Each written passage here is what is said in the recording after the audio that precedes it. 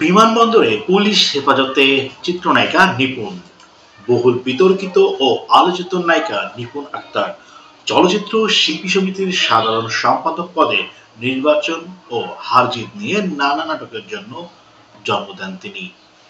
এবার তাকে হেফাজতে নিয়েছে ইমিগ্রেশন পুলিশ। শুক্রবার সকাল 10টার দিকে জানা গেছে এ তথ্য।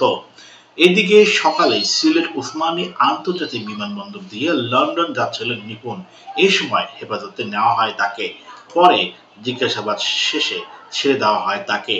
5 আগস্ট গণ আন্দোলনের মুখে সবুজের আওয়ামীপন্থী তারকাদের অনেকেই এখনো গায়েব। তারা কোথায় আছেন সেজন্য অজানা। তবে আওয়ামী লীগের রাজনীতির সঙ্গে জড়িত চিত্রনায়িকা নিপুণ আক্তার দেশেই রয়েছেন বলে গণমাধ্যমে খবর প্রকাশ হয়। নায়িকার এক ঘনিষ্ঠ সূত্র গণমাধ্যমকে জানিয়েছেন নিপুণ দেশেই আছেন, তবে বাসা থেকে বের হচ্ছেন না তিনি। বিভিন্ন আওয়ামী নেতার সঙ্গে এখনো তার যোগাযোগ রয়েছে, তবে মামলার ভয়ে নিজেকে আড়াল করে রেখেছেন নিপুণ।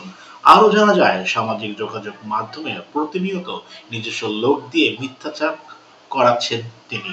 নিপুণের ক্যারিয়ারে সেভাবে ব্যবসা সফল সিনেমা না থাকলেও করেছেন রাজকীয় জীবনযাপন। মূলত শেখ ফজলুল করিম সেলিমের ছত্রছায়ায় নিপুণ হয়ে ওঠেন অপরিবর্তিত। নিপুণ উচ্চ মাধ্যমিকের পর 1999 সালে রাশিয়া চলে যান। সেখানে মস্কো স্টেট বিশ্ববিদ্যালয় থেকে কম্পিউটার সায়েন্স স্নাতক ডিগ্রি অর্জন করেন। 2006 সাল পর্যন্ত নিপুণ তার স্বামী, এক মেয়ে তানিশার সঙ্গে লস অ্যাঞ্জেলে থাকতেন। অনেকে আগেই স্বামীকে ডিভোর্স দিয়েছেন তিনি।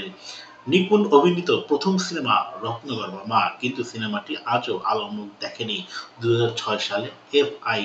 মানিক পরিচালিত পিতার আসন চলচ্চিত্রের মাধ্যমে রূপালী পর্দায় পা রাখেন নিপুণ।